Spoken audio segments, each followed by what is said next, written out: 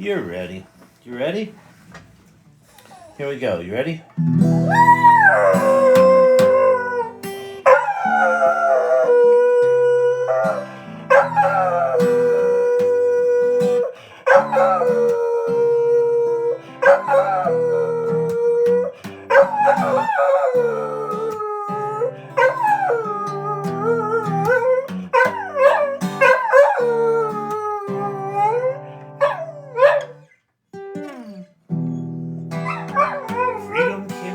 That night, just like a jet plane, in and out of sight. I was hauling ass at 1,000,000 miles an hour, wondering how hard I'd hit. When they came up to the station, they said I was bad beyond repairs. But I got no qualms with my situation. Say, here I am. So, say, Cherie, Cherie, Cherie, won't you dare to? Say, Cherie, Cherie, Cherie, won't you dare to? Say, Cherie, Cherie, Cherie. Yeah. Leave a message and your number, please. Take a time to want to satisfy me. Take all these old fantasies and send them care of me.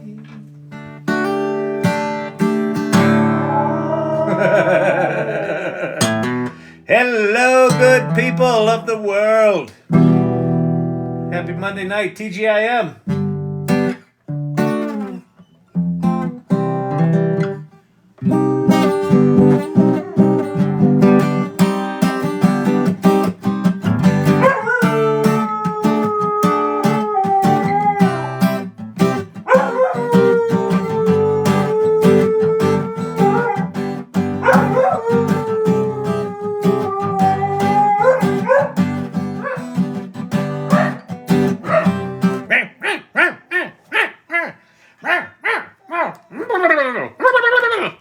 He's not liking it.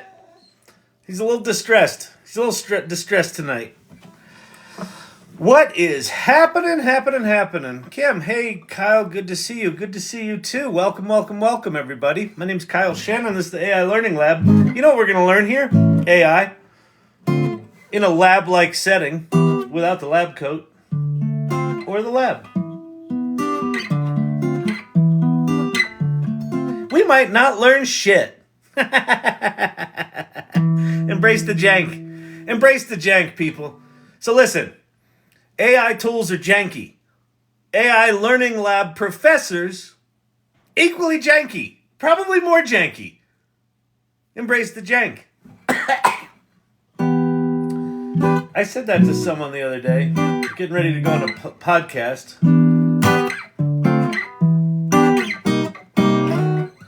I said, embrace the jank. And he was like, never. I was like, not sure if we're compatible there, buddy.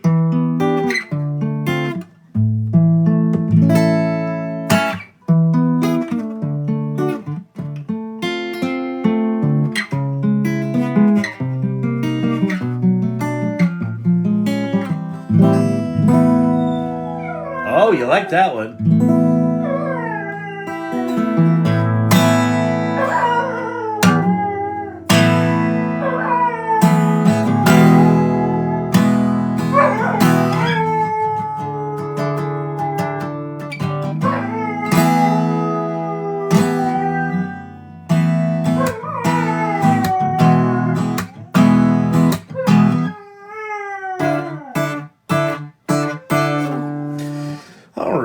Let's see. What are we going to do tonight? There's a lot going on.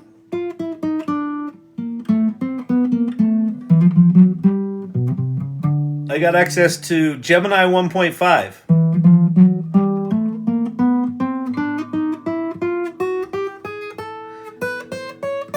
Looks like some people got access to 11 Labs sound effects. Thanks for your overwhelming video. You're welcome. The video was overwhelming, or the topic was being overwhelmed? Because I don't know if I've got any videos that are actually overwhelming. I would call most of my videos underwhelming at best. But yes, there was one that had the topic of overwhelm. Yeah, I thank you for acknowledging that.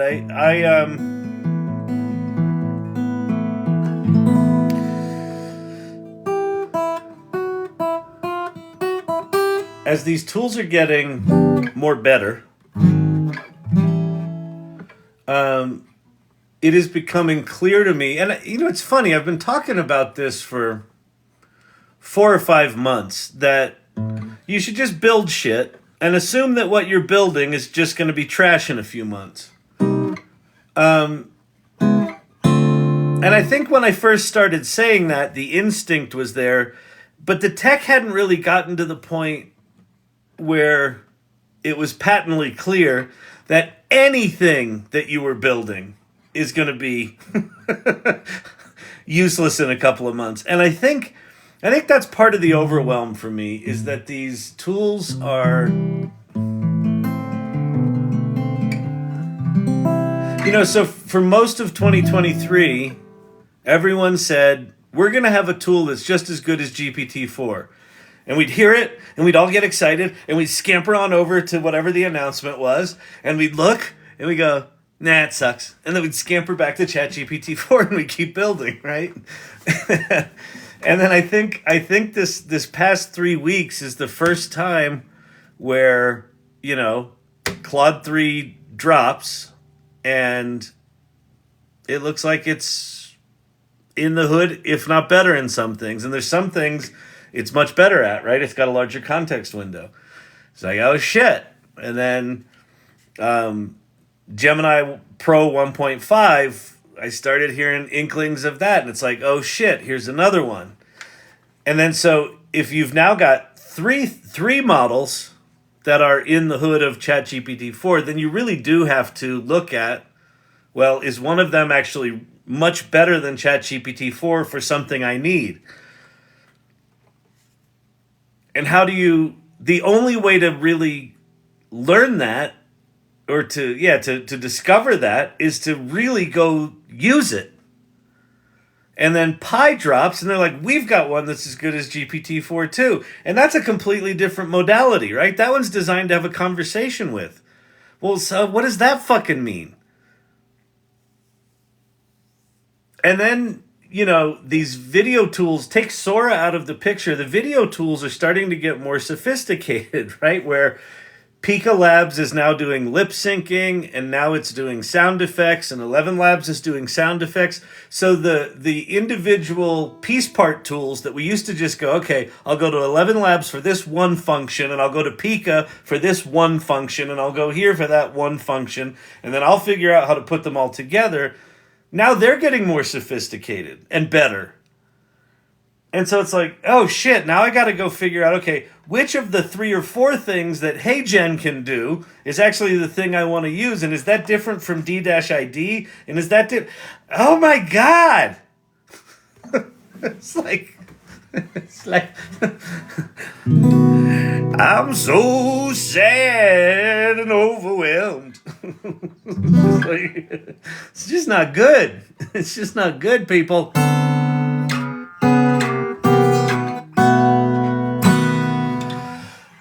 So there's that.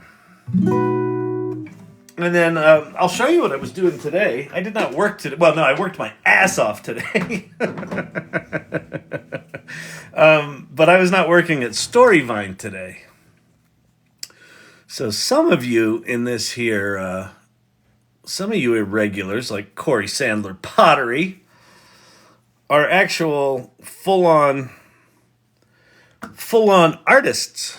And so I was what my wife lovingly refers to as her art bitch.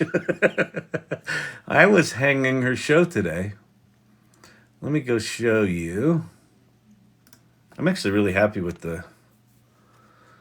This was a high math show. So there's Gabby. That's the lovely Mrs. Shannon. And here's her new show called Grids of Disquiet. And so, let me tell you something. I didn't use AI for this. I used like old Egyptian, like Emilio's wife. I am an artist, and I am an artist. Heard about the 1-bit architecture for LLMs? No, I didn't. Hey, Gabby girl. So it's called Grids of Disquiet, right? So everything here is on a 15-inch grid. And so I had all sorts of tools that I made and little inventions. I took a heavy string and I marked the string every 15 inches. So all I had to do was identify one hole, and then I could do grids up and down, and I had a level with grid marks on it that I could do left and right. So we hung it pretty quick, but here's all the. That's that. That's looking pretty cool. And then there's one of the grids. Some of them are still a little crooked. She's gonna go in and straighten them all. But they're like, the pieces are really cool. The pieces are. They're these multimedia or not multimedia. Like fabric and paper and acrylic.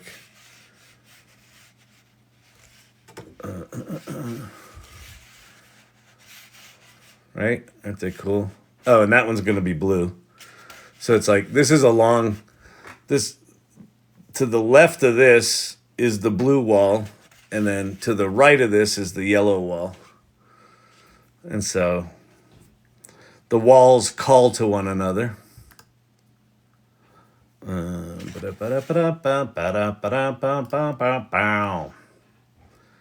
Groovy. See, like, there's the little blue ones in the corner that call to the blue wall.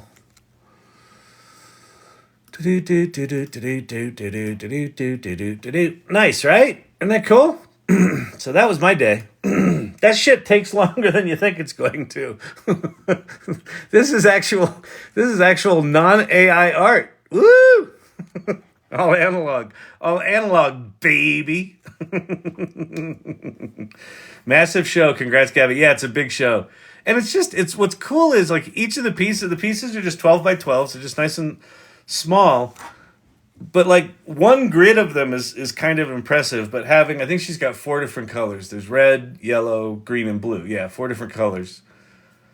And then the grids become part of the art, the individual pieces become part of the art, all that sort of stuff. How was the lettering done?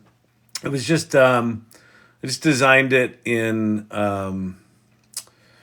Illustrator, and then it's just vinyl press-ons. They give you a big sheet. That's a pain in the ass to do, getting those things straight. That sucked. This thing. So it came in 2 pieces. The Disquiet and Gabrielle Shannon was one sheet, and then the Grids of was another sheet. And it had little arrows to line them up. So you have to get them straight on the wall, lined up with the grid. And then and then what else did I have to do? Oh, then you have to tape one side and peel off the back on one half of them, and that's a pain in the ass. And so just vinyl lettering. That's a lot of work, Kyle. I know. Tell me about it. I got home. I took a little nappy, and then I woke up and there's just a ton of shit to do. A ton of shit happened today, and so I was looking at some of the things. Like I was over playing on Google's their development backend, like the Google equivalent of OpenAI Playground, and by the way, this embraced the jank. This is from Gavin from the Irregulars channel. ChatGPT uses enough power for 174,000 homes daily. Yeah, it doesn't surprise me. You got 100 million people cranking on that thing.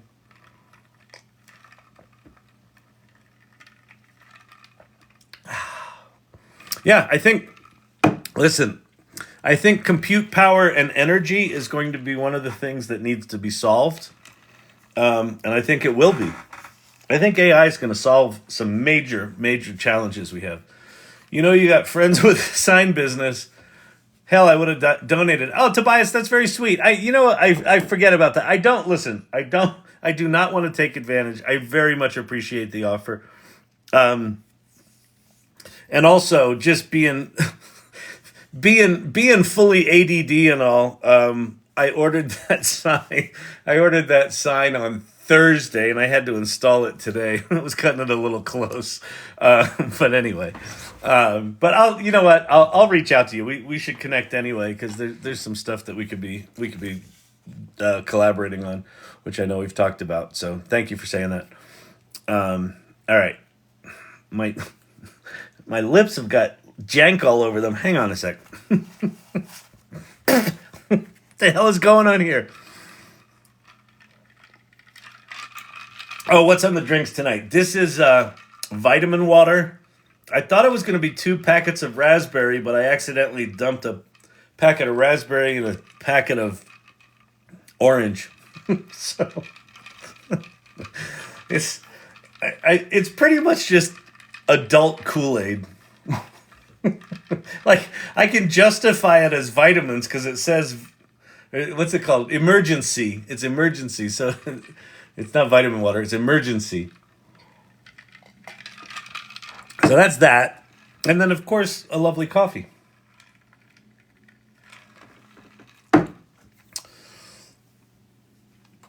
Add a number to the sign next time. Yeah, we've got that smaller. We've got it on the bio. It's there, and it's on the cards that people will take away. But thank you, good idea. All right, can't get anything useful with regard to text, even with Midjourney 6. So Daniel Tinsky, go to Ideogram.ai. Here, watch. Let's go. We'll go together. Tinsky, Tynski. So we're going to go. Oh, and then there's Suno. I got Suno 3.0 access. I paid for that shit. I'm tired of paying for this stupid shit. It's too janky to be paying for it, but I know it's expensive to run these servers, so I do not fault any of the developers for their charging for it, but I fucking hate it. Okay. So let's see. We'll do poster of a stadium rock show where the band is in the distance and the crowd is screaming. On the Jumbotron, it says Daniel Tinsky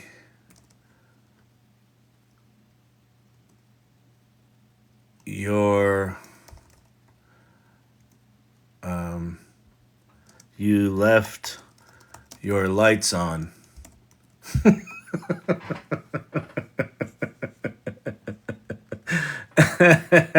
And we'll do 16 by 9 and we'll generate that shit.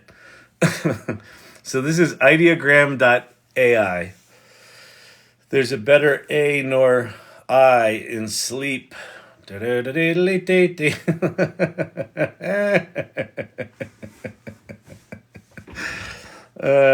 lost the Champy show.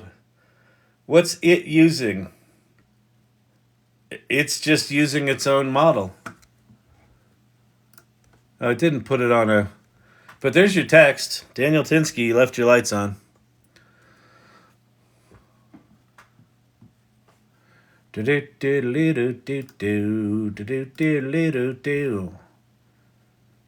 actually, it does decent typography, too. It got all 4 of these right. That's wild. Normally, it'll get like 1 right, 2 close, and 1 there's not even text on it. This is 4 out of 4. Although it didn't put it on the Jumbotron. It just has them kind of like a magazine ad, but that's all right. But anyway, Ideogram.ai. And they give you free credits per day, like some amount of free credits per day. Any way to create a graph or a chart from data? Not yet. So if you want to create a chart or a graph from data, look at Daniel coming in, swinging with the really good questions. Okay, so if you go to ChatGPT 4, there's a thing in ChatGPT 4 called Code Interpreter. So you can say, give me a table with some hypothetical data about, some hypothetical data with 3 data points about 5 different animals where those data points could be graphed. And see where it says analyzing now. So what it's actually doing when it says analyzing is it's running this thing called Code Interpreter. It's writing its own Python code and executing it. So it just gave us a little spreadsheet. Lion, speed 80, lifespan 14 years. Oh, it's putting it in a nice table for us. Look at this. See this? Isn't this swell? These data could be graphed to analyze the relationships. I would sincerely appreciate if you would be so kind as to visualize that data in a way that is aesthetically pleasing. And yes, so if you haven't played with ChatGPT before, you absolutely have to talk to it as if it is an Ivy League douchebag.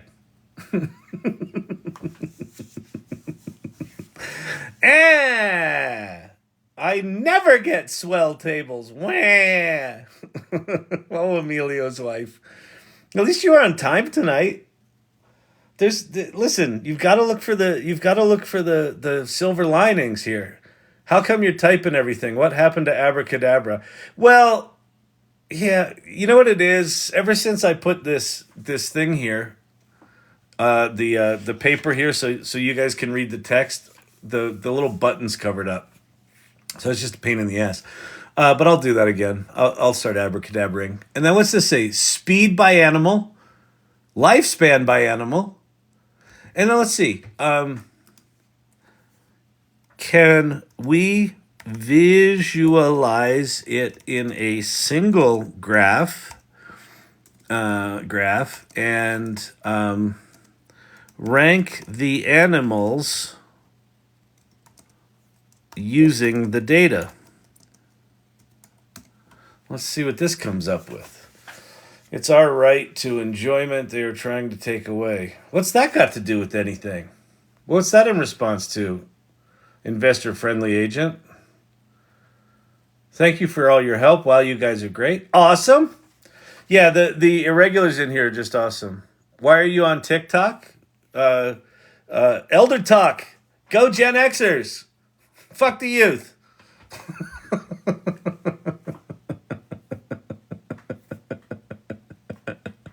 Why am I on TikTok? Why are you on TikTok, you big spiny fucking lizard? Why are you on TikTok? Denver Airport Tik Tok Ban. What about it? So some committee passed something 50-1 or 50-0 that they're gonna take it up for a vote. And then TikTok, if they pass that law, then it's got to, I assume, go to the Senate, and then it's got to get signed, right? It's got to do all that shit. And then at that point, TikTok's got 163 days, something like that, to sell it. And who came out? Kevin O'Leary came out and said, I'll fucking buy it. So it's not going away. It's our right to the enjoyment they're trying to take away. This is, guys, this is not, this is not about our safety. This is about Facebook and Google's lobbyists trying to get Congress to remove a competitor with legislation. That's what it's about. Yes. TikTok is likely using all of our data in nefarious ways. But you know who did it before them? Facebook and Google! They've already stolen all of our data. It's already gone. No one's saving us. They're just trying to let Google and Facebook be the only ones that have the data. Elon will buy it and X-talk it. Yeah, exactly. You can make money with ChatGPT. They're just people trying to make money. I try not to get too exercised over this shit because, you know, lobbyists gonna lobby, corruption's gonna corrupt. You know. What is it? Power corrupts, absolute power corrupts absolutely. That sort of shit. That's what it is.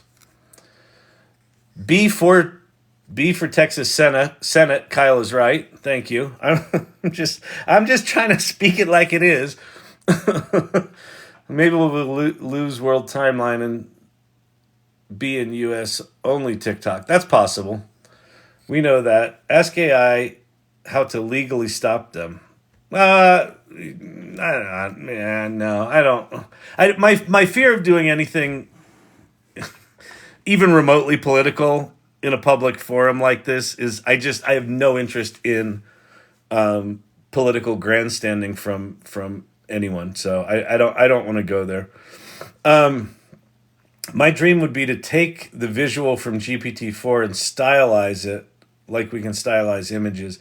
Yeah, you can probably do that. There's probably tools to do that, Daniel. Like part of the deal with visualizing data is that there are graphing applications out there that do all sorts of really cool data visualization. You don't need AI for that. What will be really cool is when you can when the data visualization tools put a GPT-4 layer on top of their tool, where you can just go in and ask it an English question and like upload a data set, ask it to visualize it, and then ask it, to use to I don't know, recommend a style that it's got or recommend graphs or things like that. Where what it's actually doing is it's using the software that's already been written, that's really complicated, but it's doing all the switches and dials and finding everything for you. So that'll be there. The other thing I would say, Daniel, is go to futurepedia.io, and that's a big giant ass directory of AI tools, and just go search for graphing, charting and graphing there. I'd be surprised if there wasn't some kick-ass charting tool that's got some AI superpowers behind it. Can you go live from Mighty? I can. The problem with going live from Mighty is that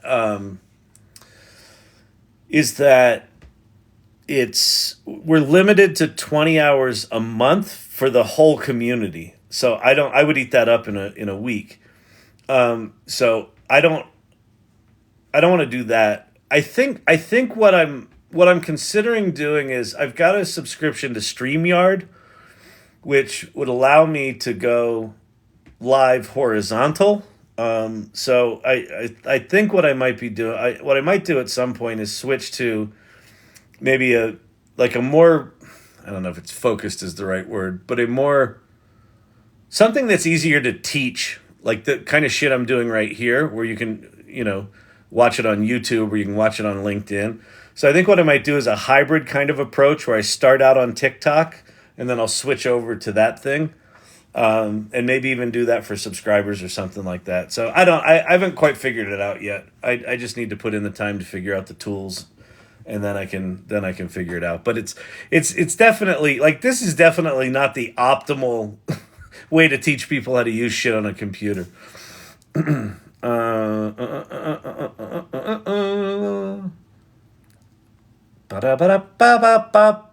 you give the website again for the list of AI tools, please? Yes. Okay, I'm going to do you one better. I am going to show you a remarkable site, a remarkable community. This site's not remarkable, but when you go to the salon.ai, that's going to take you to the salon.ai. It's going to take you to a link tree. You got to spell it right, though. The salon.ai. Come on. There we go. Look at that, people. This is a link tree. So this is not a remarkable site. Although, if you go to the merch store for the AI Salon and you buy merch, that actually supports the AI Salon. So the AI Salon Community, click on that, and that's going to take you to the AI Salon Community. And you're like, but Kyle, what is the AI Salon Community? I will tell you. I will tell you right now. It is a community. Right now we're up to 1,300 members on the website alone. Probably more than that if you look at, fans of this channel, and we've got a Discord, and people come to our meetings. We have bi-weekly meetings. So this is a group of AI adventurers, so people that are choosing to explore this AI stuff together. And it's a really remarkable group. And so when you get here, come to this page, Welcome to the AI Salon, read about who we are, why we do what we do, how we do it, and then check out our values. The values are a really important part of this community, because the values that I'm about to walk through are not like what we want this community to be. It's what this community already is. So my request to you, if you're interested in joining a community like this, great, but I want you to check out the values and make sure they resonate with you. Investor-friendly agent, we can support Kyle and help with the operations costs. Oh, thank you very much. I appreciate that. Curiosity is one of the values. We want people here that are curious, not cynical, not bitter, not sitting on the sidelines bitching about how awful everything is, but like, hey, what's that? How does that work? Well, why does it do what it does? If it's not copying and pasting, well, what's it actually doing? What's embedding? What are tokens? How do you make money with ChatGPT? Right? All of that, like that insatiable curiosity is what's required right now to figure this generative AI stuff out. And then the next value, generosity, is like, if you're learning this shit, share what you're learning. Connect with other people and say, oh, hey, look, I just tried this and it worked. Hey, look, I just tried this and it failed miserably. Or if someone says, ooh, that's really a beautiful picture. How did you do that? Well, here's what I did, and here's the thought process, and whatever it might be. And maybe you don't give them your exact prompt, but you say, hey, you can go explore it this way, or maybe I'll make a GPT and I'll put it in there, right? It's a very generous group. It's like an incredibly rare thing in online communities. They tend to be stingy and selfish. This one's not. Exploration. We want people that are like ready to sling the backpack on and just fucking head out into the unknown, because that's what we're all doing, whether we choose to do it or not. And so I want people in this community that are choosing to be on the adventure. Like to the troll's point earlier. Why are you on TikTok? Because why not? Because I'm on an adventure. You want to come on an adventure? Come with me. And come with this community. Collaboration. This is also a very collaborative group. Inclusion. Inclusion's a really interesting one, right? Like there's sort of, the inclusion that is now part of the political conversation, but there's also just like, if every single job is going to be upended and redefined over the next 5 to 10 years, every single job, that means that every single person is going to be impacted by AI.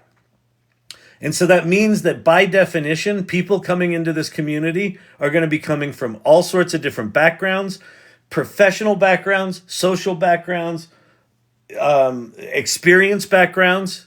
We've got people in this community with PhDs in mathematics. We've got people in this community that are potters. Corey Sandler Pottery. Go follow Corey Sandler Pottery on TikTok.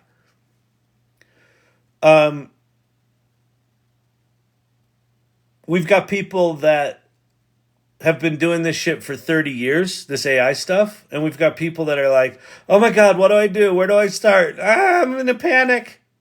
And everyone in between.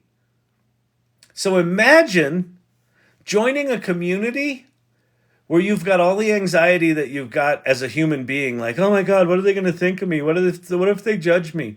What if you joined a community and that didn't happen? That all you had to be was curious and generous in spirit, and this community would welcome you with open arms. That's what this community is. It's fucking remarkable. Again, doesn't really exist in America right now, right? We've been trained, we talk about why are they banning TikTok, and, there's reasons for that. We've also been trained to get into our one of two tribes and wear our uniforms for our tribes. And if we see someone in the other tribe's uniform, what are we supposed to do? Hate them. What if there were a community where that wasn't the case?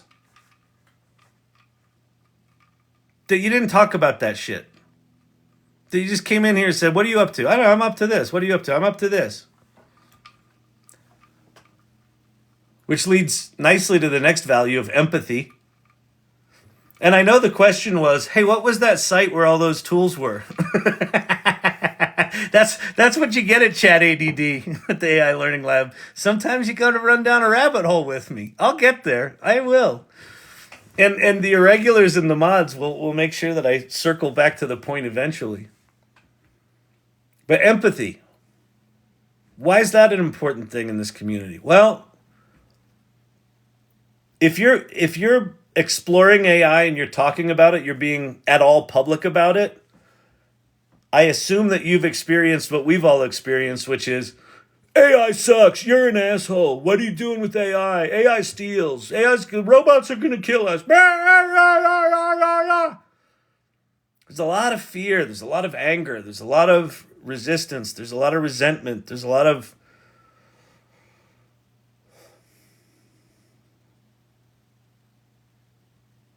misunderstanding. Yeah, the salon.ai is greater than a community, Brandon said. That's a really good point. It really is.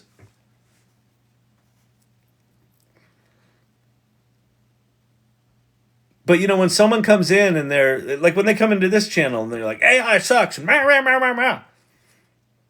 it's not a fight to have. Like, understand that different people are going to be in different places, right? Some people might just be so afraid they're not even willing to see it for what it is. That's where I think most people are. Or they're just dismissive of it. Well, it's not perfect, so I'll deal with it when it gets there. And those people are probably going to have to deal with it involuntarily. Like, I hate that. I hate that for them. And so understanding where people are first, and then say, I understand. Yeah, I get that fear. I understand why you'd be afraid then. That makes sense to me. Want to see something cool? Right? And then show them something cool. And get them on the other side of it. Because once people experience what AI is, for the most part, it de-demonizes it. It demystifies it. And the last one is gratitude. It's like, if you come into a community like this without a clue, and you're welcomed with open arms, and people give you a leg up and support you and inspire you and sort of carry you on the journey, and then you get promoted at work, or you get to do a big presentation, or whatever it might be, you help out a friend with AI where you didn't think it was possible before. Acknowledge them. And that's what this group is too. There's a lot of acknowledgement here. I had Midjourney app, but now it's gone. Can somebody post a link so I can go to it? I don't think there was a Midjourney app. There's Discord, so you have to, if you're going to be doing Midjourney, you have to do Midjourney in Discord. So maybe go look for Discord, and then it's the Midjourney server within there. Anyway, so go check out the salon. If you want to join it, great. It doesn't cost anything. By the way, this sounds like a big sales pitch. It's not. Like, there's no cost to this. So as I said before, like this is free to the users. The first thing I want you to do under the community section is introduce yourself. Go to the don't introduce yourself to me. You can do that. That's fine. But go to the introduce yourself section and introduce yourself to the community. Jump in here and take that second value of generosity and be generous in how you introduce yourself. Here's who I am. Here's what I'm into. Here's what I do in life. Here's where I am with AI. Like, take the risk. I know it's risky. I know it's fucking terrifying. My daughter totally hates AI, so I've been sending her pretty art starring her kitties. That's awesome. Yeah, exactly. Yeah. You know something that could help Silver Fox is if you can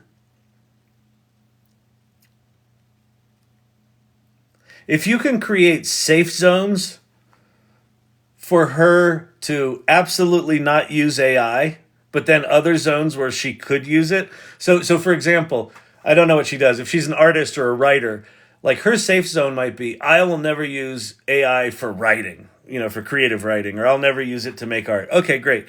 Yep, totally respect that. Definitely don't do it for that. But when you were trying to put together that project plan, you could use AI over here for project planning, right? So she's a skydiver. Oh, okay. Well, actually, damn, I bet there's all sorts of cool shit you could do with AI with skydiving.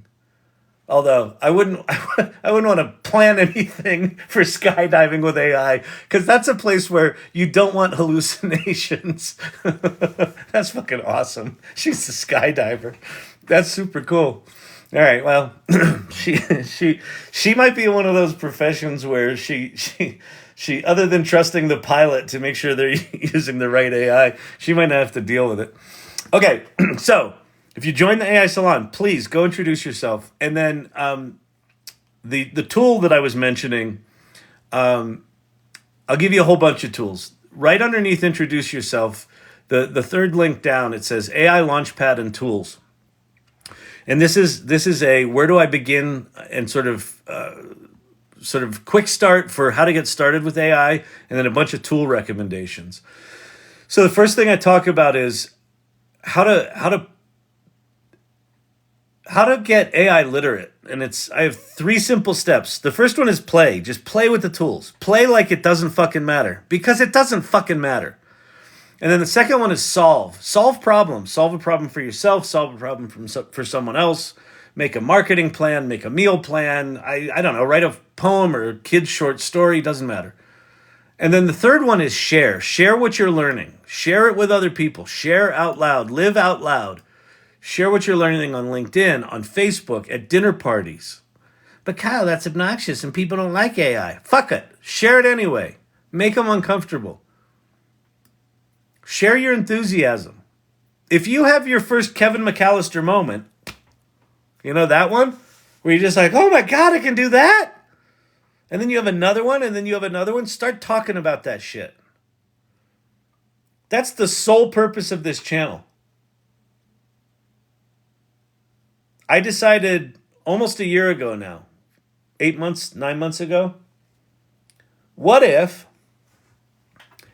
I just, rather than sim racing, rather than doing something selfish for myself that I really enjoy, but really doesn't fucking matter to the world, what if I just went live on TikTok? So the answer to the question, why are you on TikTok? Because I chose to fucking be on TikTok. I said, what if every night for the next year, that's the commitment, I went live on TikTok and just talked about what I'm learning? What would happen? With like 0 expectations.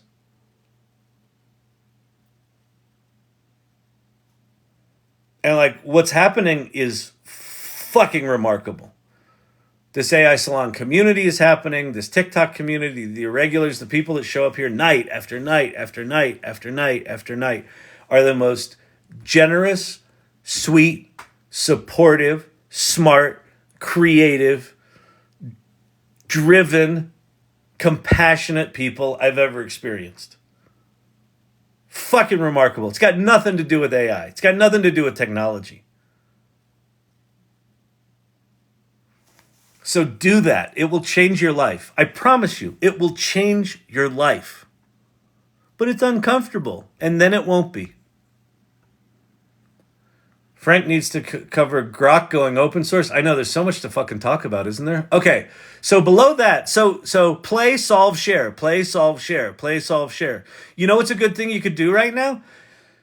Go play with Ideogram, solve a problem of making an image that says play, solve, and share, and then share it. If you scroll down all the way toward the bottom down here, there's a thing called community clubs, and there's a thing that says AILL irregulars. That's our club. So a thing you could do right now that will change your life and will be fun for us is go make an image that says play, solve, share, and share it in the irregulars channel. So it says share cool things, and then people are already in here doing this. Like what the irregulars do is they just come in here and share shit. But it's a place where we can just go play.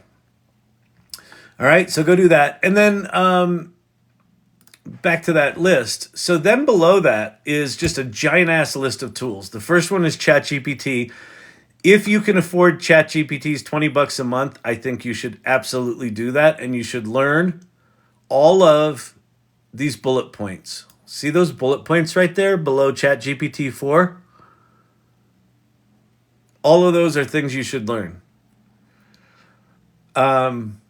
Just at least know what they make possible. Then there's a bunch of different large language models. Here's a pile of image creation tools. That list is getting crazy long. Here's a list of video generation tools. And it looks like I was going to add something and got ADD and just left a blank bullet there. Well, here's music and audio tools. Here's 3D worlds and objects. And then, there's promising things that are coming. Like LTX Studio looks fucking amazing. Here's people to follow. Ethan Mullick, David Shapiro, Paul Reitzer, and Rachel Woods are the four that I think are worth your time. And I think I have... damn you TikTok with the friggin' moving crap and just crashing. Janky is as janky does. I have very little patience for following a lot of people. I get overwhelmed really quick. So like these are four that I think are really good, really valuable. And then here's your directories. Half an hour ago, someone asked me, what was that site of all the thousands and thousands of AI tools? Futurepedia.io is one of them. And then there's another site called There's an AI for that. I don't know if that second one is still kept up to date, but it was cool when I put it on this list. So go do that. Futurepedia.io is that one. And maybe you learned about the AI Salon and you should go join the AI Salon. All right. Holy crap, there's so much to cover. I don't even know. Let's go back here. Embrace the jank. Embrace the jank, people. You think it's going to get any better? You think it's going to get better than this? It's going to get way better. It's going to get so much better that one of the reasons I say embrace the jank is I think it's already starting to happen. I can look back at images from 2022 and early 2023 and know that's when they were created. Because they were a level of janky that you just don't see anymore. And I can't get it to spell right. Ideogram's now got it at like 80%. And prior to that, it was maybe at 55 or 60%. And then just one day, image generation tools will not make mistakes in spelling. And we'll look back at this time and go, hey, remember when it spelled funny? Don't worry, we'll be here tomorrow, Kyle. There's no hurry. I know. There's so much to cover. Because the other thing, if you're new here, I built a GPT yesterday, live on the channel, which put a lot of people to sleep. I put some people down. The AI Learning Lab can be better than Xanax if you just need to to slip on into Slumberville. The dulcet tones of Jan Kyle Shannon will knock you the fuck out. But I built a GPT yesterday. It's called Teriology, Tarology, Teriology. On Thursday night, I was demoing the new Pi. So Pi is a ChatGPT-like app, but it's one that you can talk to. It's spelled Pi. And it's from a company called Inflection, and they launched a new version of their model. Apparently, that thing is now also as good as ChatGPT 4. It's like, holy shit. So I went there and played with it. And I asked it if it were gonna add 12 new cards to the tarot deck, what 12 would it add? And why? Or something like that. And it was fucking brilliant. And it basically created a new minor arcana. Arcana? I don't know. Doesn't fucking matter. It created a new suit. You know, you've got cups and swords and pentacles and whatever the fourth one is. It added orbs. And the orbs are the 12 signs of the zodiac. Which I thought, that's fucking brilliant. So it's adding this minor arcana. And then I discovered that a minor arcana has 14 cards in it, not 12. And I'm like, well, what are you going to do about that?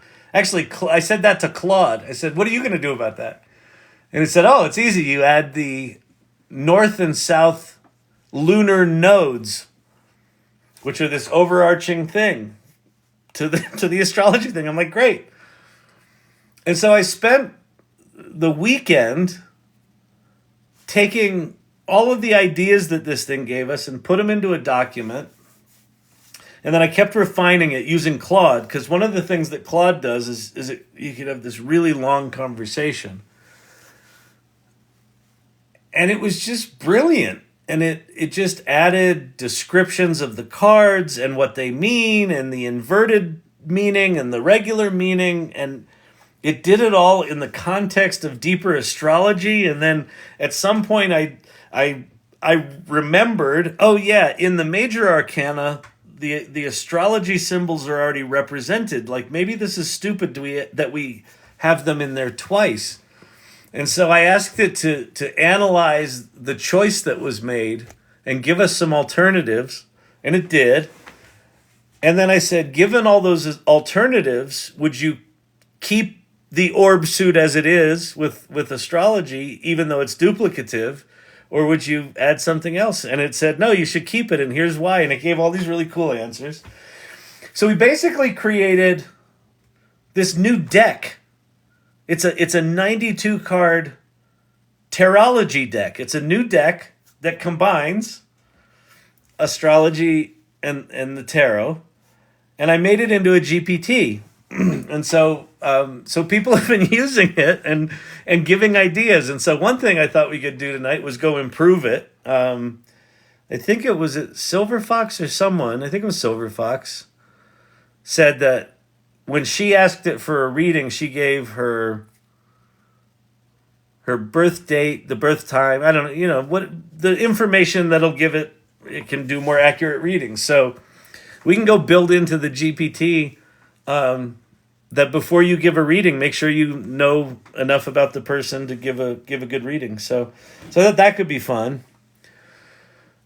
Then Elon Musk yesterday, after I got off the live, I saw a little. I'm still gonna call them tweets. He calls them posts now. I saw a tweet from him that said Grok, his ChatGPT competitor, is going to be open sourced this week. Sherry D did that. That's right. It was Sherry D. It was Sherry D that did the birth date and things like that. So yeah, so I'm gonna go find. I want to go find that Sherry D post, or you can just tell me in here what I should add to it. But we can update that thing.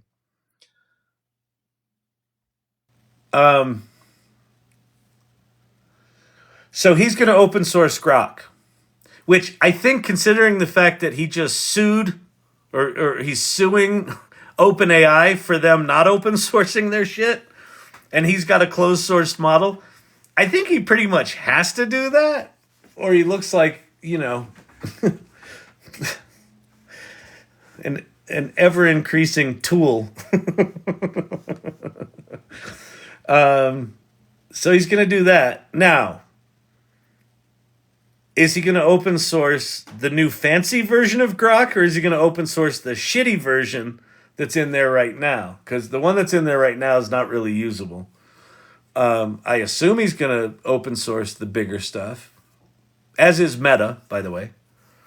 So they claim they're gonna open source Llama 3 commercially, is what they've said. So that happened. Then Suno, a few days ago, the music generation thing launched a new version of their thing. And I wanted to play with it, so I bought a subscription to Suno, so I played with that today. I made 2 songs, and it's pretty good. It's getting better. It's getting better. So we can play with that. Then today I got access to Gemini 1.5. Actually, maybe we should go play with that. Oh, look, it did that fucking thing again. God dang it. And TikTok. My name's TikTok, and I don't work so good sometimes, but hey, let me just move this thing over here. There you go. Fixed it. Oh, that's broken. Could you bring it back here and make it smaller? Oh, yeah, there you go. Fixed it. The fuck? Congress should shut this shit down.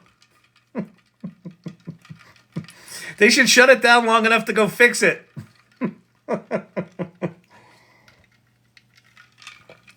Oh. What else happened? So there's Gemini 1.5. So we can go play with that. The thing about Gemini 1.5, it's got a 1,000,000 token context window. It's slower than shit, but it's 1,000,000 tokens. Which, if you're new to this shit, you're like, okay, what's that mean? 1,000,000 sounds good. Tokens are taste. Is that like an arcade token? Can I play a video game with that? It's kind of like that, except completely different. What 1,000,000 tokens means is that it's got an active memory of 750,000 words, or the equivalent of. And to put that in perspective, like, I forget what's the novel, Grapes of Wrath, something like that. Some famous novel. It's about 50,000 words. So like a decent sized novel, 50,000 words. So Gemini Pro 1.5 can do 750,000 words. So you could upload multiple novels. You could have it write a novel. You could have it write and edit a novel. So I started that. The first thing I had it do, I like taking my humanities background. I have a degree in acting. So I like taking my humanities background and fucking with these technologies and see if they can do anything that I know they likely haven't been kicked around with. So I said, write a scene by William Shakespeare. Write a scene from a Shakespearean play between Macbeth and Hamlet, where Macbeth is arguing the standard model of physics and Hamlet is arguing the quantum model. And it did it. So let's go look at this. It's fucking insane. So now I'm going to take my million tokens. I'm going to see if I can get it to write a complete work of Shakespeare, with Hamlet and Macbeth as the main characters fighting over physics. But wait till you see what it did. It's crazy. Where did I put it? I put it right there. Okay, I gotta make it bigger and brighter because I can't see it at all. All right, look at all this. And what am I up to? So all of this text that it wrote and that I prompted it to write is 4,300 tokens, and I out of a million. So like I'm not even scratching the surface of this being too much. Okay. So the new play, by the way, is called The Uncertain Crown. But okay, so this was the very first prompt that I gave this thing. Write a complete Shakespearean scene where Hamlet and Macbeth are arguing over the standard model of physics, Macbeth, and quantum theory, Hamlet. Scene, a wind-swept heath. A wind-swept heath. Enter Hamlet and Macbeth. Macbeth. The world is as it seems a tapestry, of cause and consequence, each thread entwined. The stars in their courses, the falling leaves, all follow laws immutable, defined. Hamlet. But are there not more things in heaven and earth than are dreamt of in our philosophy? The world is not so simple nor so clear as to your Newtonian laws would have it be. Now, a couple of things about this. It's not horrible. It's starting out good. But if you know Shakespeare, Shakespeare is written in Iambic Pentameter. One of the things that ChatGPT 4, no one caught it earlier, a 7 billion 32-bit model utilizes 26 gigabytes of memory, the equivalent 1 bit. Okay, I'll check that out. Joker, where is that? I'll go check that thing out. Maybe you can put a link in Irregular's chat, maybe. Okay, so the first thing it comes back with, ChatGPT 4, when I tried to get ChatGPT 4 to write in Iambic Pentameter, it doesn't do it. It writes poetry, and it kind of rhymes it, but it's not Iambic Pentameter. So the way you count Iambic Pentameter, it's 5 sets of 2 pairs. Short, long, short, long, short, long, short, long. Ba-dump, ba-dump, ba-dump, ba-dump, ba-dump. The world is as it seems a tapestry of cause and consequence, each thread entwined. 5. The stars in their courses, the falling leaves, all follow laws immutable defined. 5 iambic pentameter line, or four iambic pentameter lines. Perfect. But are there not more things in heaven and earth? It should actually collapse heaven, is a Shakespearean thing it does. Heaven and earth are dreamt of in your philosophy is close. Then are dreamt of in your philosophy. Yeah, that's correct. The world is not so simple nor so clear as your Newtonian laws would. as your Newtonian laws would have it be. Holy shit. It's writing actual iambic pentameter. It's just fucking nuts. And then it goes on, right? And I won't read it all for you. But there's this lovely scene between Hamlet and Macbeth talking about the world of physics. They stand for a moment in silence. Wait, what's Hamlet? Let's say. But shaping it with wisdom, with a mind that seeks to understand, is not to neglect the deeper truths that lie beyond the veil. For knowledge, like a sword, can both protect and conquer. The wisest king is he who wields both reason and the quantum key. I mean, it's just good. They stand in silence for a moment, each lost in thought. Macbeth, perhaps there's truth in what you say, my prince. Perhaps the world is more than what it seems, but still I fear the dangers of such thoughts, the shadows lurking in those quantum dreams. I mean, it's just good. Okay. The excerpt, pondering the mysteries of the universe, right? As they should. And then I said, and what would the play be called? And then it gives me some ideas. And then I say, well, what would Shakespeare himself have named the work? It's difficult to say. His titles are often poetic and metaphorical quality, sometimes referring to specific lines or themes within the play. However, based on the existing works and themes explored in this scene, some possibilities: the paradox of existence, the indistinguishable fabric, the shadowy dance, the uncertain crown. Well, you've got Macbeth and Hamlet. The uncertain crown is fucking perfect, right? This title works on multiple levels, referencing the uncertainty of the quantum world and the precariousness of power, a theme relevant to both characters. Holy shit, that's good. By the way, is Pate in here? Because I've been shitting all over Google for like 3 months, and Pate's like, maybe you could say something nice about it someday. Pate works at Google. I'm saying nice things about your Google, Pate. It'll be recorded.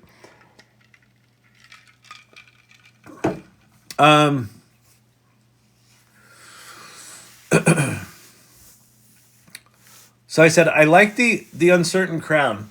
Please write an outline for the tragedy of the uncertain crown. Include characters for both Macbeth and Hamlet plays as appropriate, and include major and minor new characters that are memorable and support the plot and carry things forward while delivering entertainment, comic relief, and revelations for the main characters.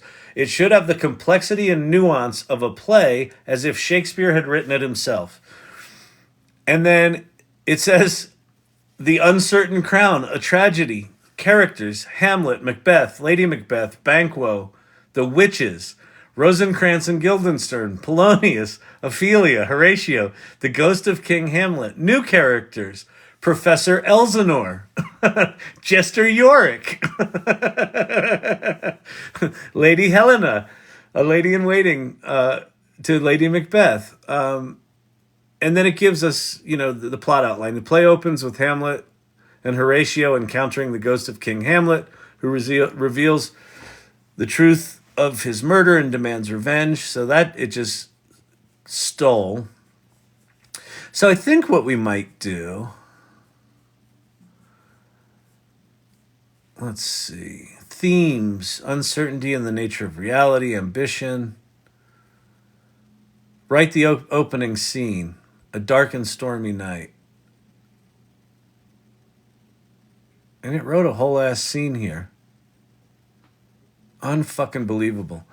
I'm going to say, okay, and for whoever asked before, I won't type this out. I'll use my little microphone here. On second thought, I think your outline draws on the plots of Hamlet and Macbeth too literally, period.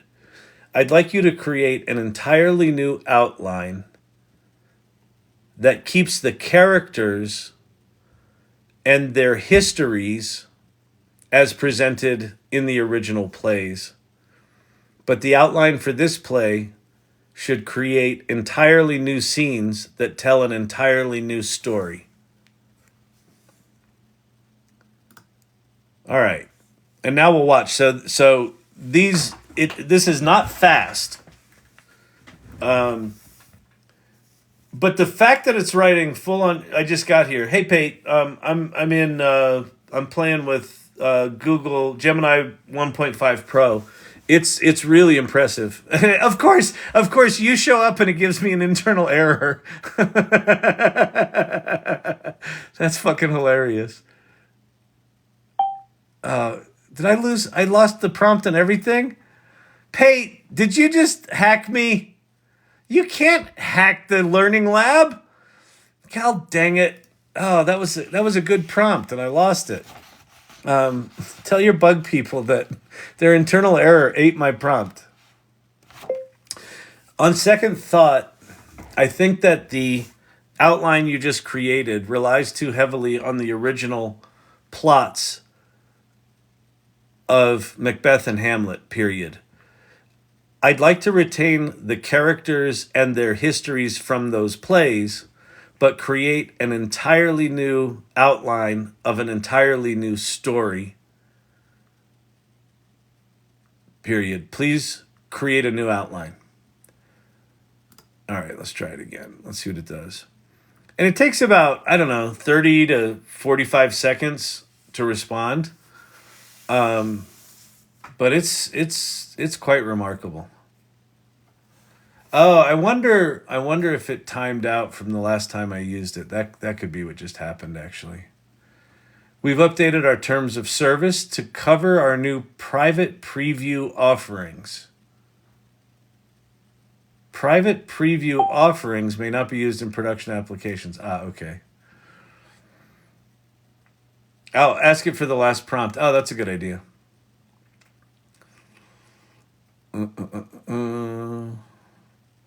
45 seconds, that was. All right. And then how long did it...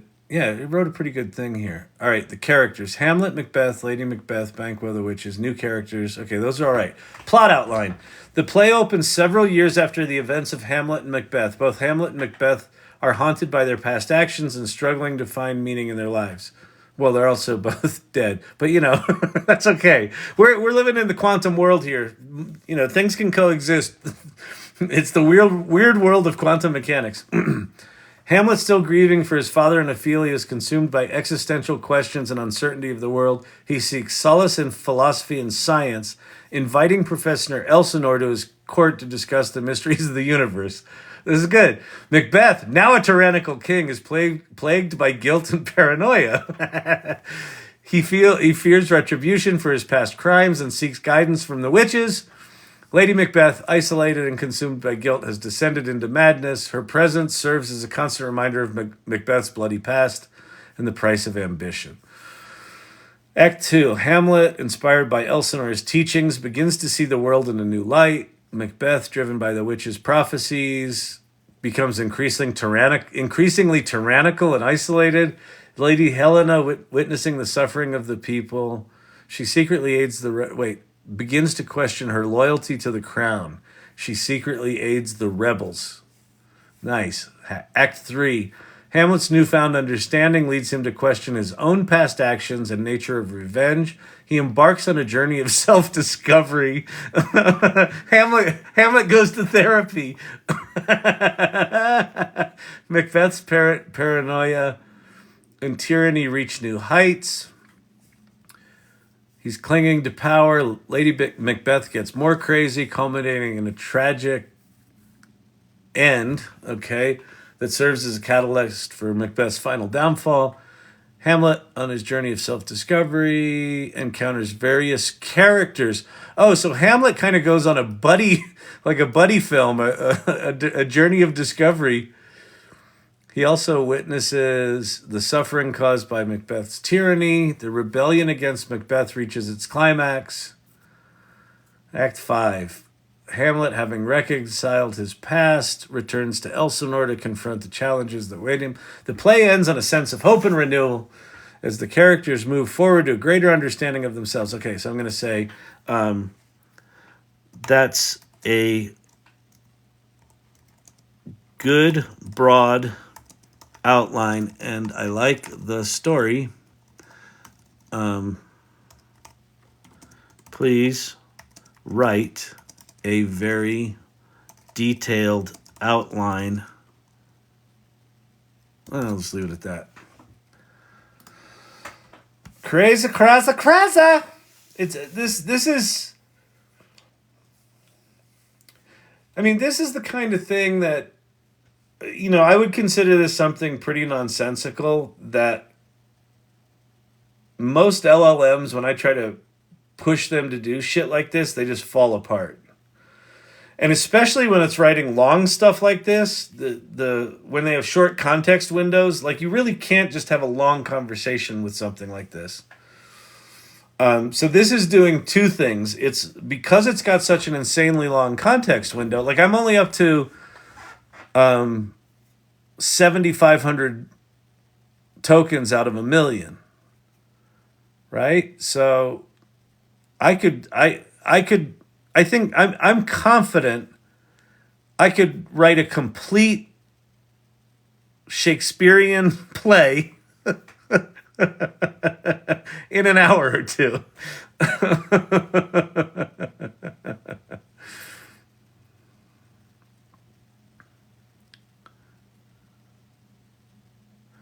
I'm going to ask it something. On average, do the number of scenes in your outline match the number of scenes in Shakespeare's known works? Are these in line with Hamlet and Macbeth, for example?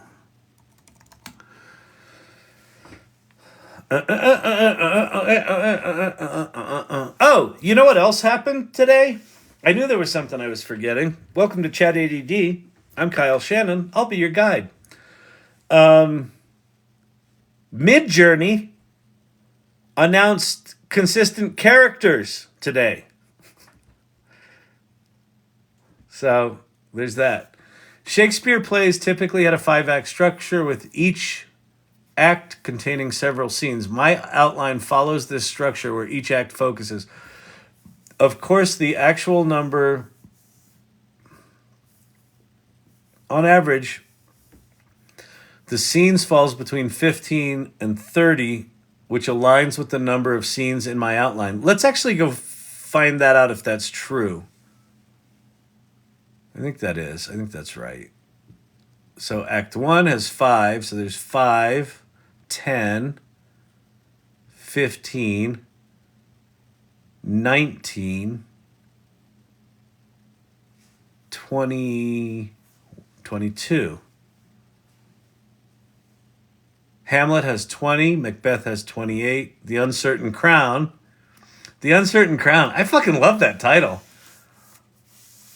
Has 23 scenes. It's important to note that the scene divisions can vary depending on the edition and interpretation of the play.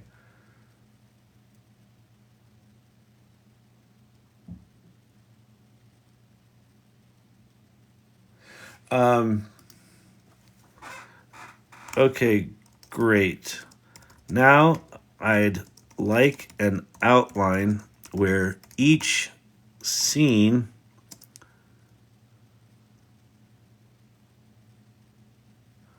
description is followed by a character list and what each character does in the scene. Sort characters by order of appearance in each scene. And the reason I'm doing that, I'm trying to see if it's going to add in like minor characters, or if it's just going to if everything's going to be really simple, or if there's going to be any complicated kind of court scenes or things like that.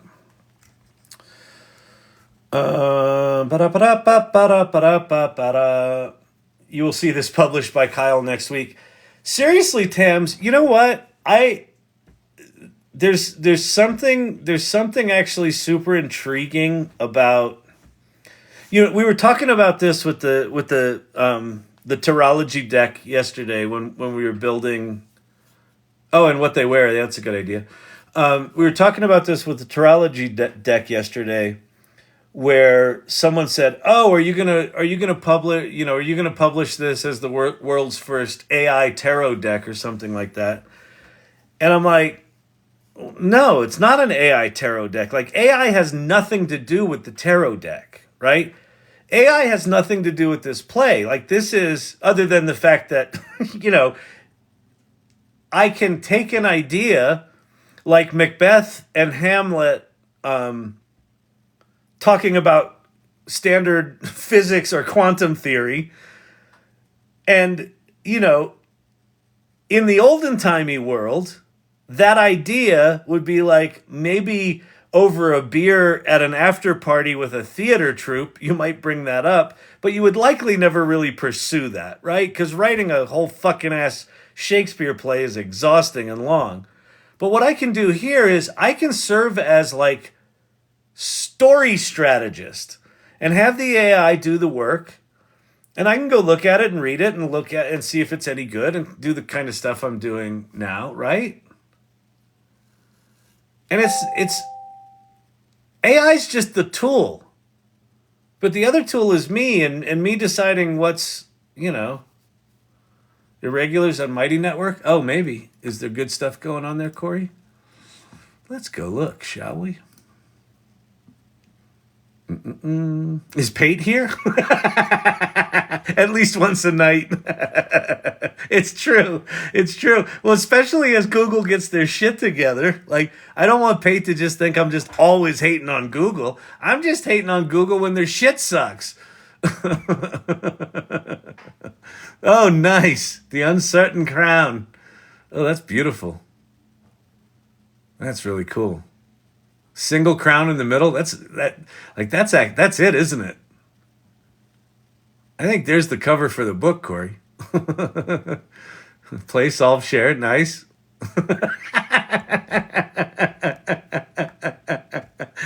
He's sitting in the air. Janky is as Janky does. Ooh, that's cool. Nice. Was that from Silver Fox? Oh, that's from Corey. Nice. Play, solve, share. Very cute. Nice, Mimi. Was it Joker? Oh, that's Tim. Llama Croft. Awesome. All right, let's go back to this thing. Characters.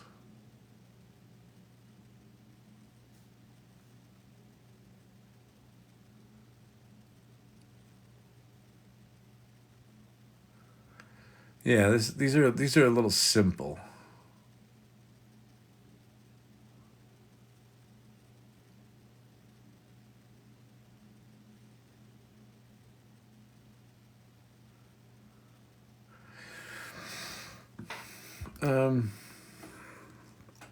The scenes seem a little simple in all cases.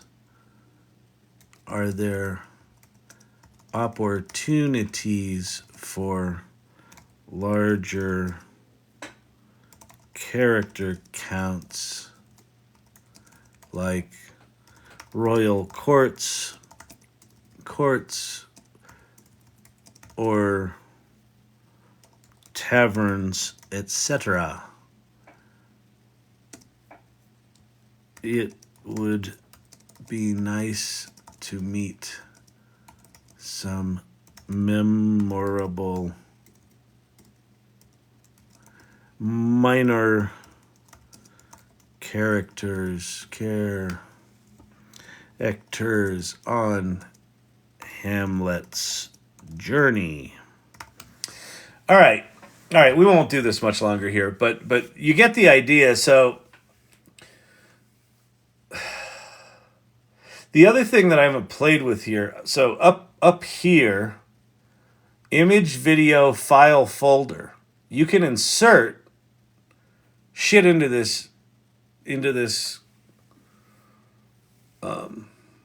prompt. Mysterious Wanderer.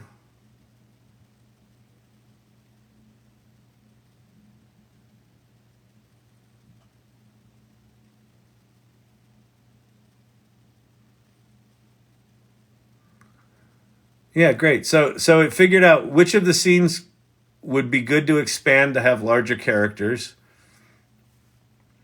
It recommended which ones. So let's see. Expand the scene. Instead of a series of one-on-one encounters, Hamlet's journey could be depicted through a montage of scenes in different locations, including bustling marketplaces, lively taverns, and serene natural landscapes. This would provide a richer and more varied backdrop for Hamlet's self-discovery. A traveling bard, a village elder, a mysterious wanderer. Yeah, that's great. So I'm going to go terrific. Now, give me a complete outline with the suggested improvements, detailed descriptions of the scenes and plot points, as well as the character descriptions for each scene. Add costume notes for what the characters are wearing that is era appropriate. Boom. All right. So now we'll have a complete thing. Kyle, save that image from Mighty Network and see what happens if you install it into this. Oh, that's a great idea, Corey. Okay. Great idea. So, Corey saying, what if, save this image as Corey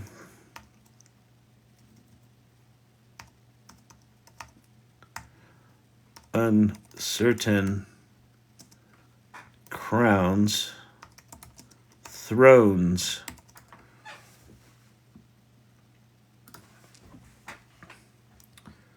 We'll go back here.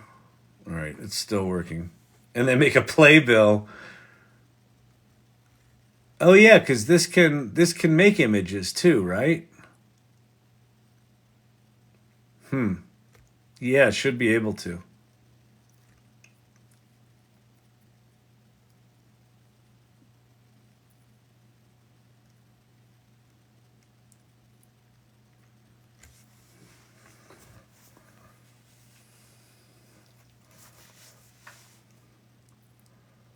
"75 seconds, up to 80 seconds." So I asked it to write something pretty complicated. So it's looking like we'll see if it actually craps out here. But it's looking like if you ask it to write something long, it's going to write you something long, and it's going to take longer. That makes sense. Because I asked it for detailed scenes, character counts, costume descriptions.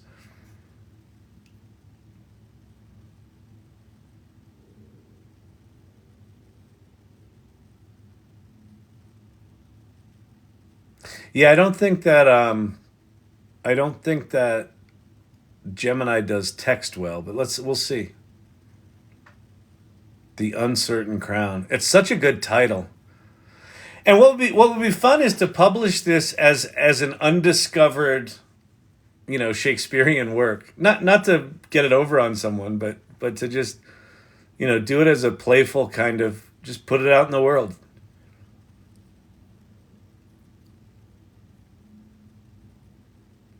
I have a feeling this thing just pooped its pants.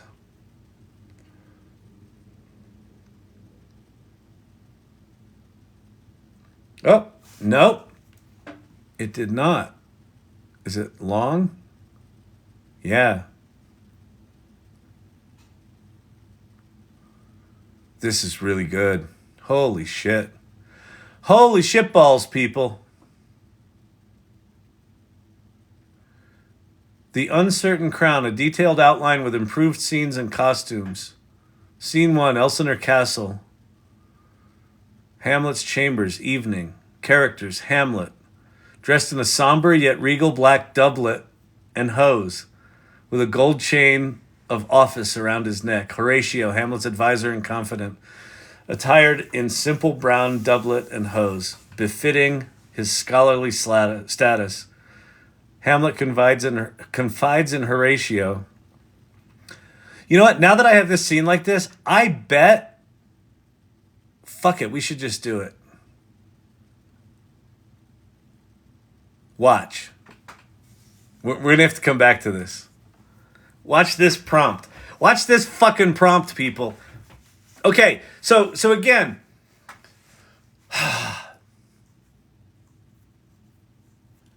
one of the misconceptions about AI from people that don't play with it is that it's like you push a button and it squirts out a play.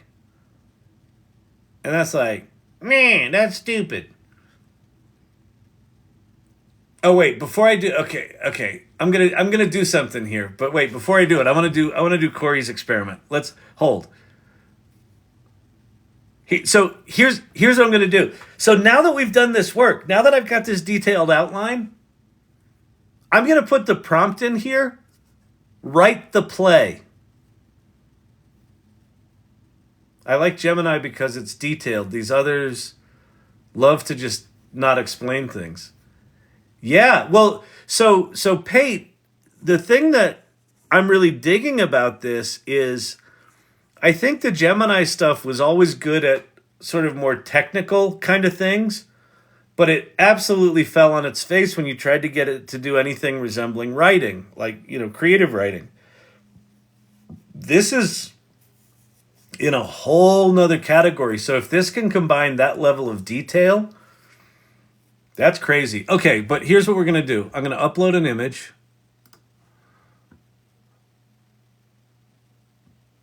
Upload.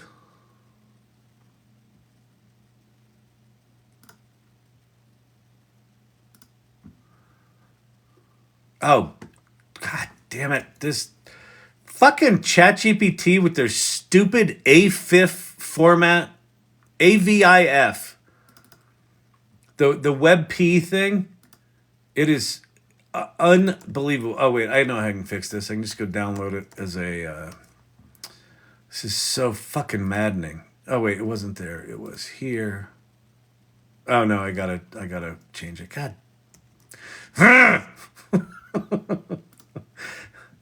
How is it possible we've got file formats that computers can't fucking understand at this point? Is it really that important to use whatever the fuck new format this is? And if it's that important, can't other people support it? What is happening? He seems very upset about the file format thing. I didn't know that was an issue. I'm trying to educate the people here, and your stupid file formats are making me look like a dum-dum. All right. There we go. There's our picture. Okay. That's uploaded.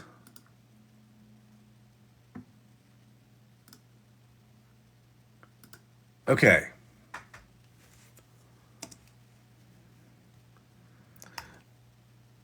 I'd like to use this image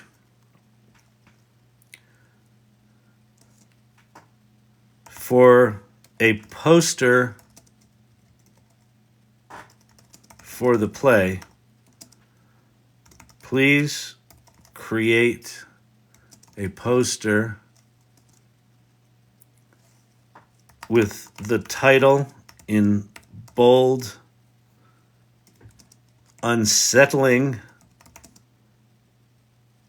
typography.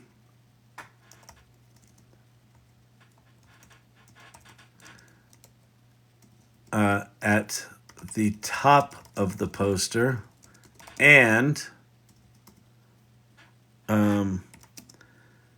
a compelling tagline of the play that will make it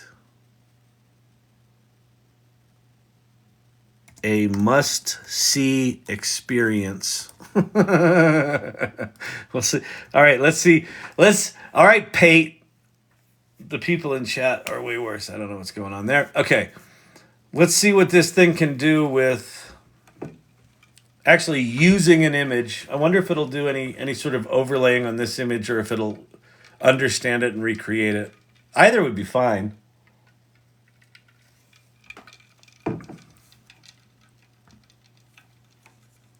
Okay, it described it. Can you create this poster?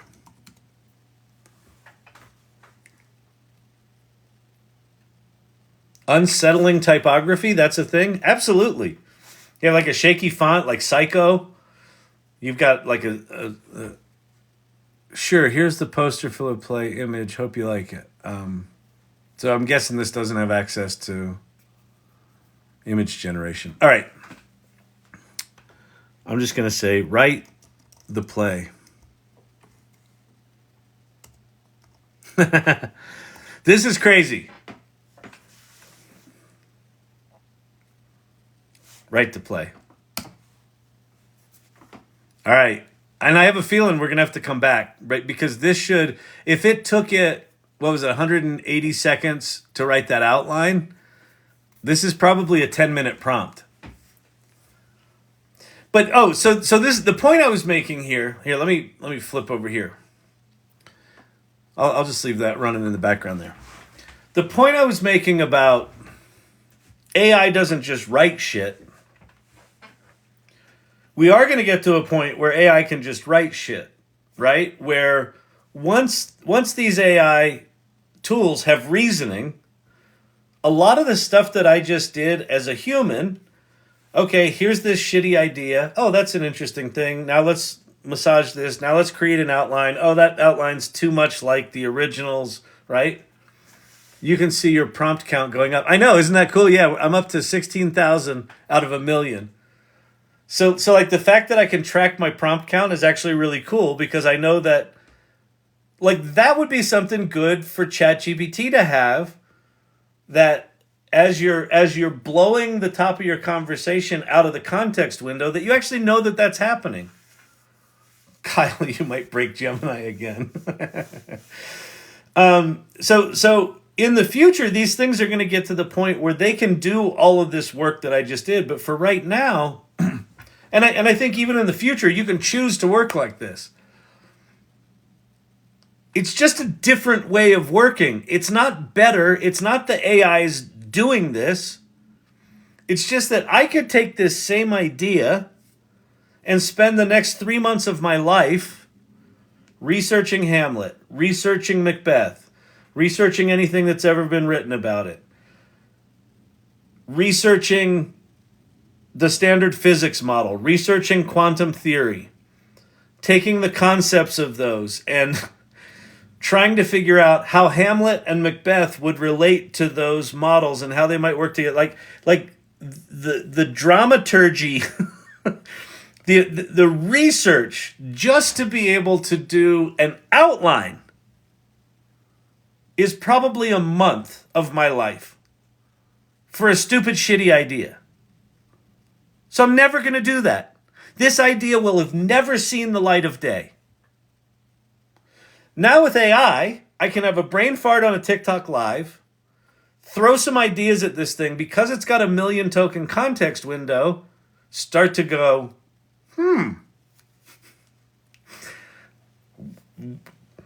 what if this were not just a scene, but it were a whole play? What would that look like? What would be some titles of it? Like, And it's educating me about what's possible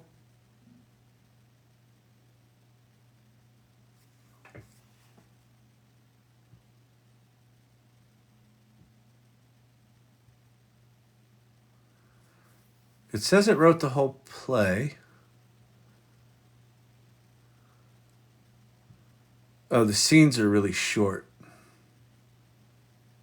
Yeah, it didn't write the whole play.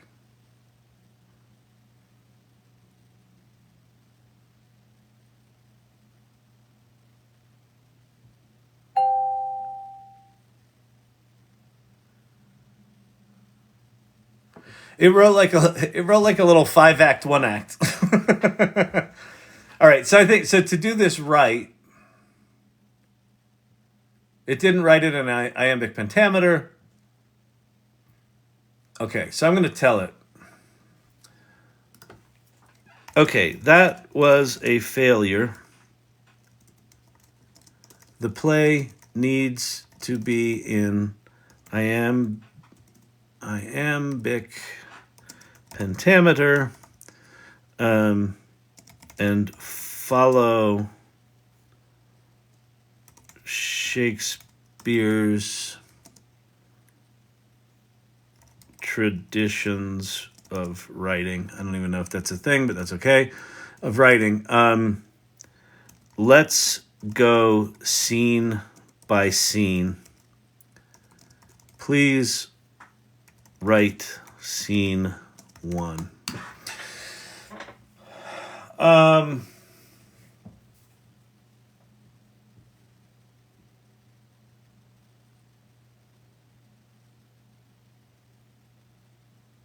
See, what's going to end up happening is this, I think. Whether or not AI wrote it or not, like when you're dealing with stuff like this, I think there are places where it's like, if AI created it, it's important for us to know that, right? If we're talking about news stories, and we're talking about accuracy, we're gonna want some clarity on that. I think there's a whole lot of writing where it doesn't fucking matter what tool you used. You're educating each other, aren't you? Yeah, like it's educating me about what's possible, and it's kind of educating me about like how these characters would interact with each other. Okay, that seems a little short.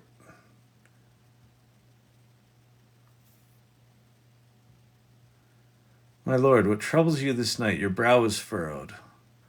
The weight of the world, Horatio, the weight of uncertainty, doubt, and fear. I've spent these years in contemplation deep, yet I find myself adrift, unsure. But you are king, my lord, with power to shape your destiny, to bring order to the chaos. Order, what is order? Order, what is order in a world? One of the things that Shakespeare does, which is really cool, is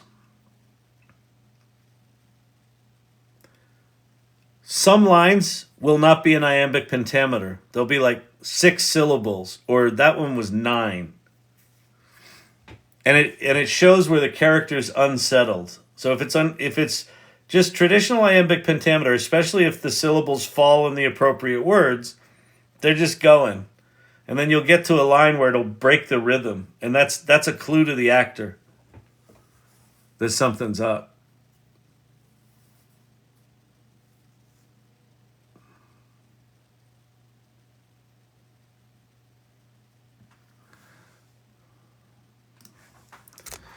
This seems short.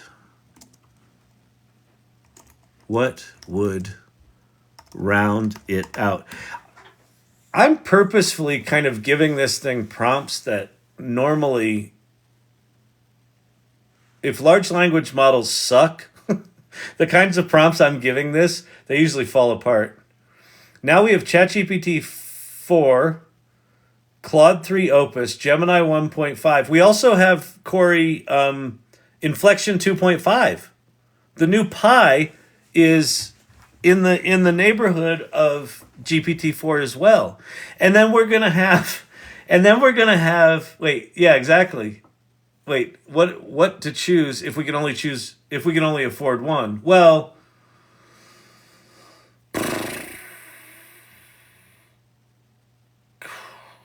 yeah, Claude's not free right now, and you only get 5 shots at Opus, even with the paid version.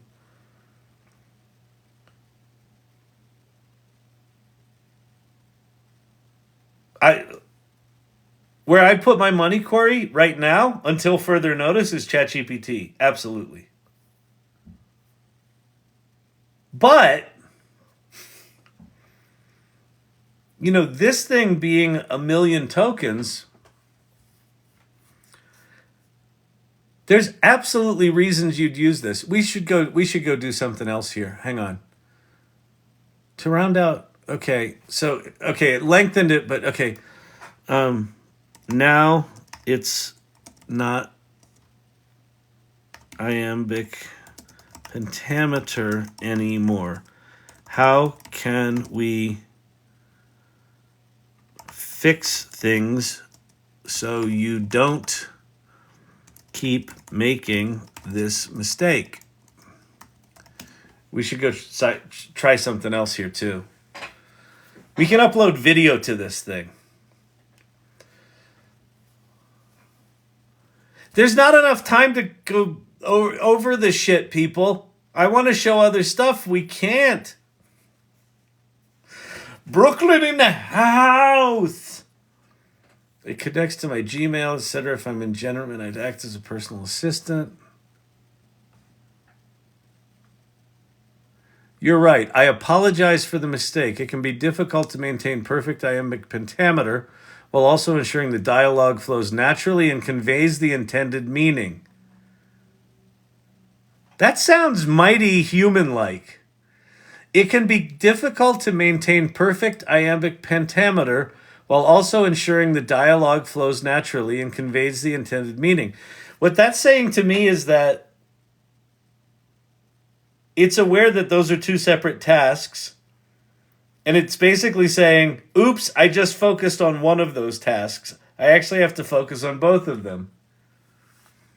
Hamlet sighing, my father's ghost still haunts my dreams. His voice cries out for vengeance, yet I pause. Is this the path to peace, or will it lead to further bloodshed to my demise? Horatio, your father's death, a tragedy most foul, and Claudius's guilt, a truth that cannot hide. But vengeance like a serpent coils and waits to strike and poison. Hamlet looks at Horatio, with a newfound sense of hope. Thank you, Horatio, your words have thank you, Horatio, your words have given me much to consider as I chart my course. He totally breaks iambic pentameter for the last line. Wild. It doesn't seem to get... I don't think I can just have it write entire scenes. I think I've got to break a scene down into beats, major beats, and then have it write the beats. It's doable. Anyway, let's create a new prompt here. That's really cool. Create new. Wow, this is cool. Create a new. So, by the way, the tool that I'm in is Google AI Studio. The model. Oh, wait. Sorry. The tool that I'm in is Google AI Studio. I just said create a new prompt. I can do a chat prompt, a free-form prompt, and a structured prompt. So these are programming things.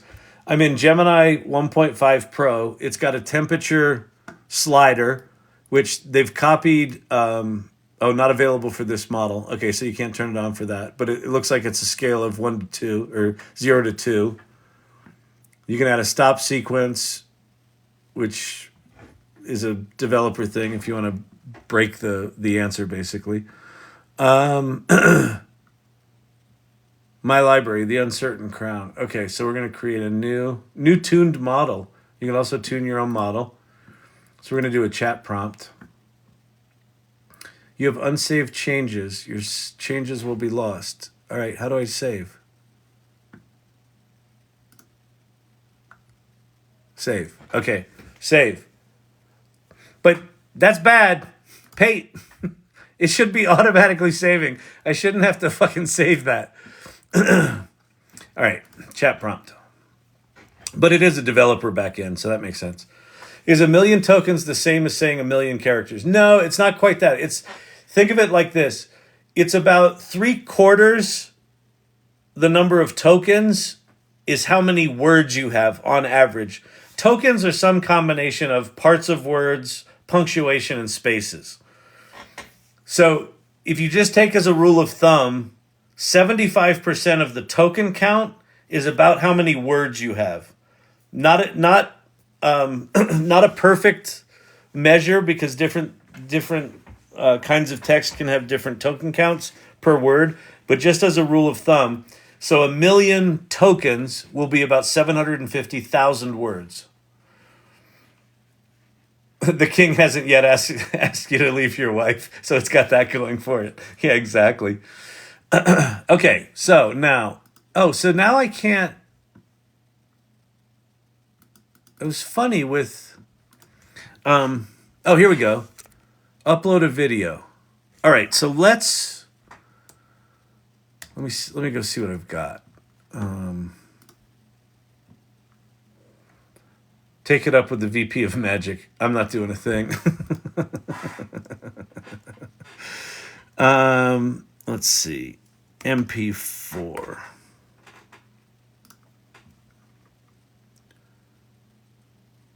Okay, those are too long.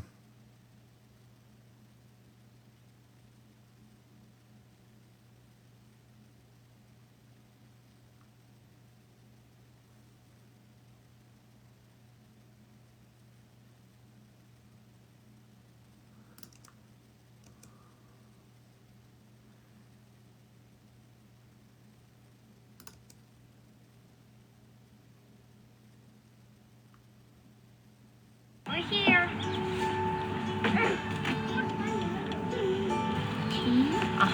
There's an room. Worldmind School started off as an idea and something that I wanted for my son. All right, let's grab that. Worldmind Outdoor School. Okay, so we're going to go back here. We're going to go video. Wait, let me go back here. Let me open this. And then we're going to go.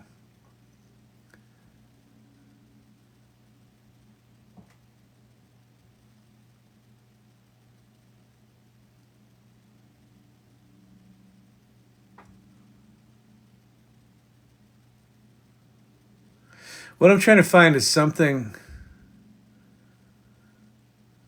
Let's see.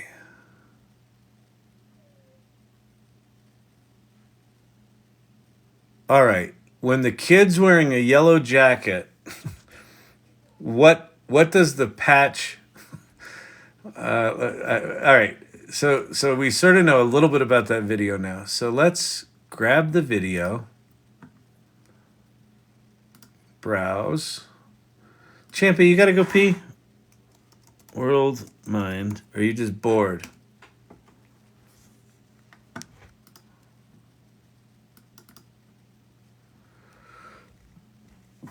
Okay, we're uploading a 2-minute video. Apparently this works with a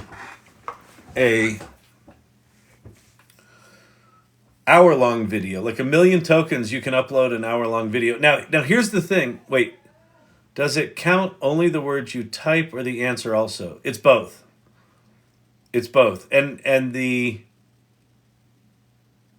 input, I forget how it works. I think the input is cheaper than the output. One of them is cheaper. I think prompts are cheaper than answers.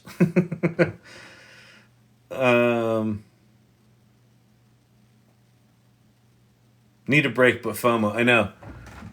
Okay, so there's that video. So we're going to say,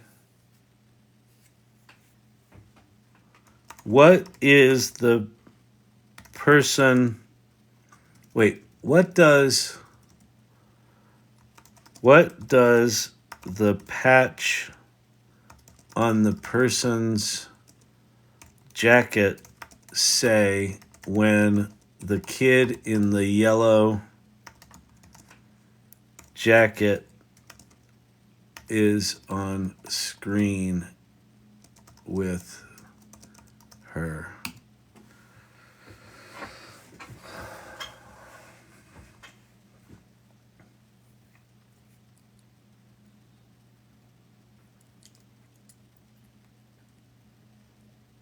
Prefill is way cheaper, which is the processing of your input. Yeah, that's right. How well do the LLMs create their own prompts? Is it better if you encourage a Q&A? Yeah, in general, you can prefill. Oh, you can prefill in parallel. That's cool. Worldmind Nature Immersion School. Holy shit. Wait, let's go look. Damn. Okay, people. Can I make this bigger? How do I make this bigger? Anyway, that says Worldmind Nature Immersion School. Holy shit. Let me try another thing, because there's something I'm working on right now.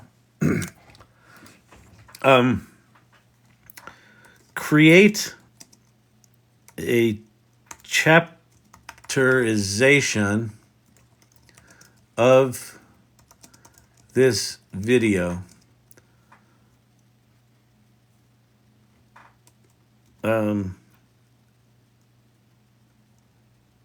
I want each chapter to include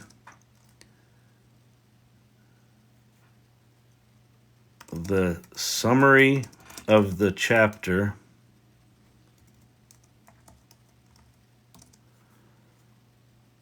any labels or on-screen text, and the people and descriptions of what is happening visually in that chapter. Include as much detail as possible, and format using Markdown to make it easier to read. Let's see how it does here. I see this being used by law enforcement to analyze CCTV. Yep. Tams, it just gets a little worse. Every chat has the same window. It's just usually smaller. Yeah, I made the text here really big so you guys could see it a little better. See? Is this Claude? No, this is Gemini 1.5 Pro in Google AI Studio.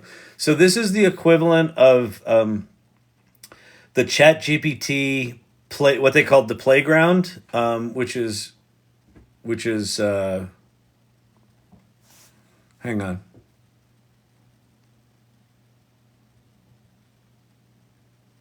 Summary.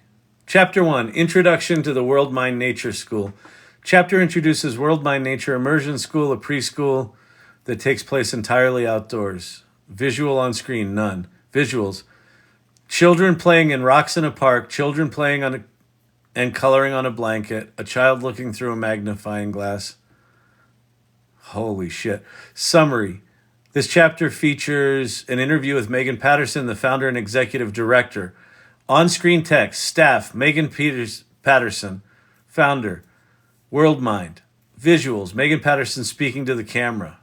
Amazing. A day at Worldmind. Summary, the chapter follows a group of children. Visuals. This is staggering.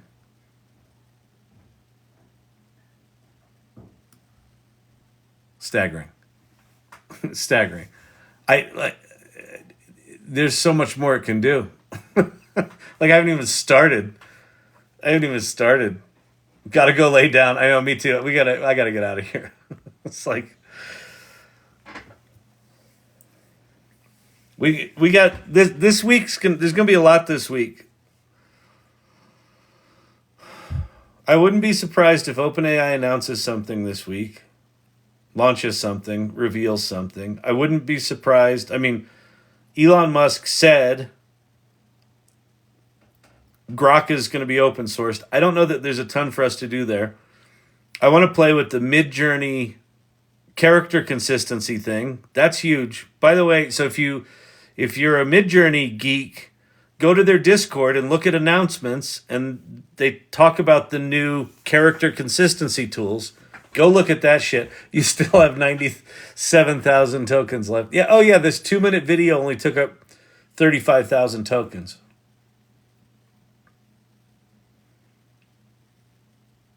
This is staggering.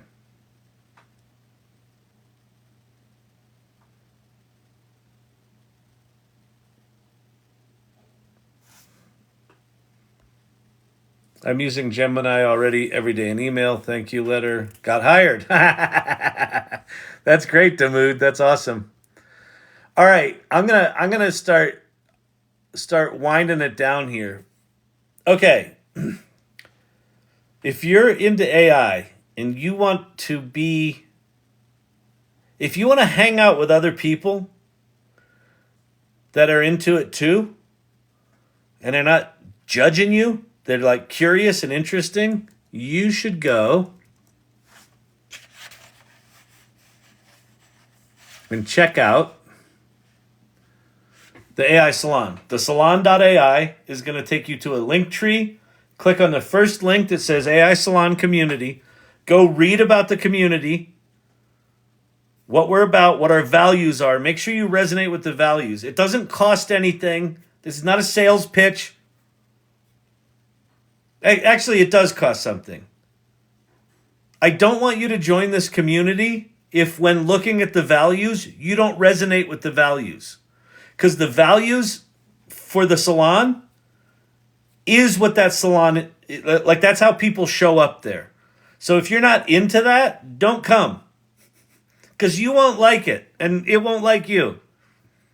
But if you look at those values and you're like, holy shit, that can't be true, it is. And join. Good, Brandon, thank you. Tomorrow, so we have bi-weekly meetings, and tomorrow night is the next AI Salon meeting. And we've got a photographer out of California named Hugh. It begins with a K. I can't remember the last of it.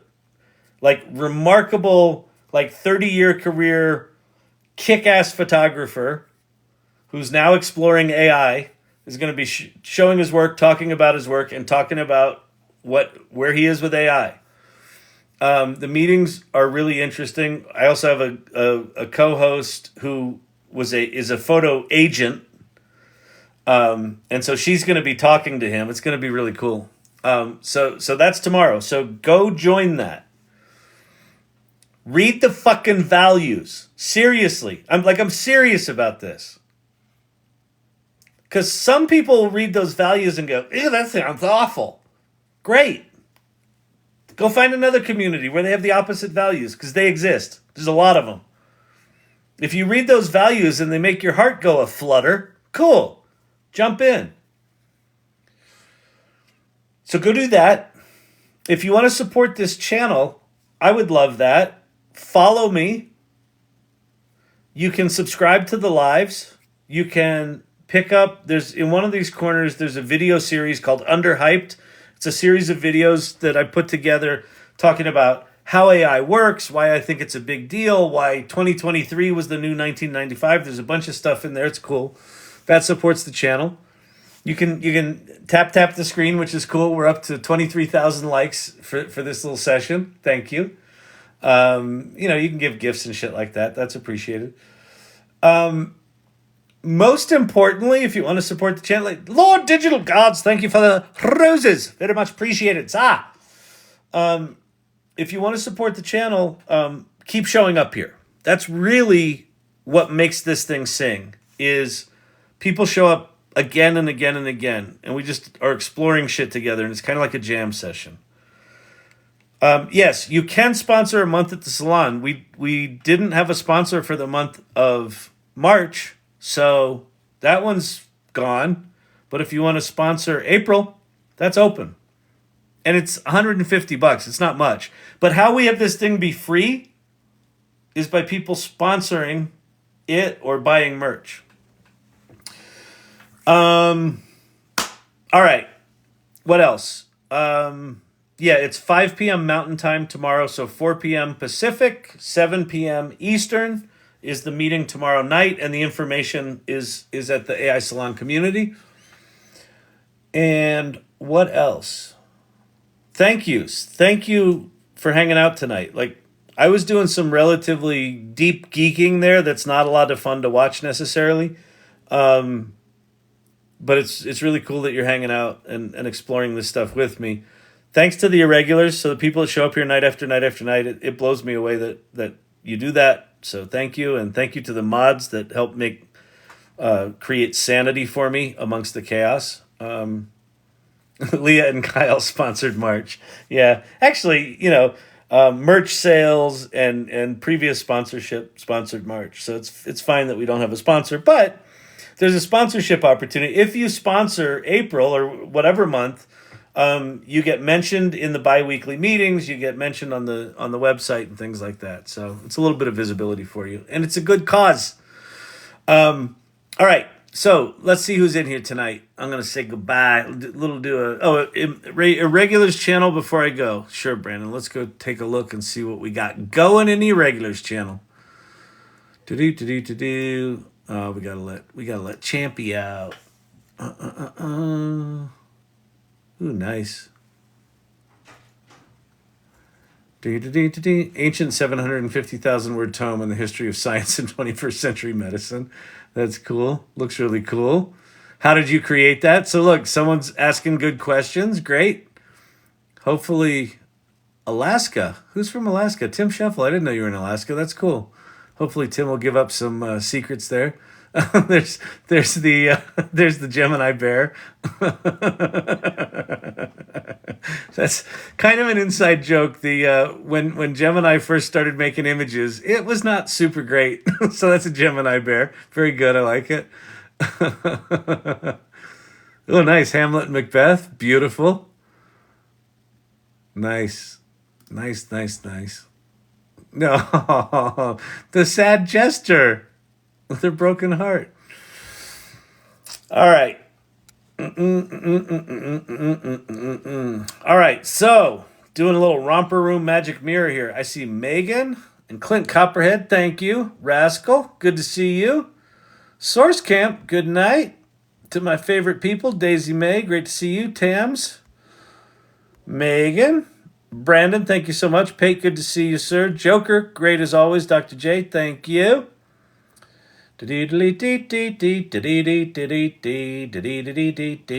Investor friendly agent, Silver Fox, Corey Sandler Pottery, a human being, Emilio's wife. We got all the irregulars in here tonight. It's super cool. I'm listening. Lurky irregularly irregular. She had ChatGPT write that for her. When is your R1 coming? I actually asked on the Rabbit Discord if they were still on track to launch in March. My suspicion is they're not going to launch in March. Hardware's hard. Look at that link, Kyle. It's going to be a new big thing. Oh, okay, I will. I'll check that out, Joker. I will.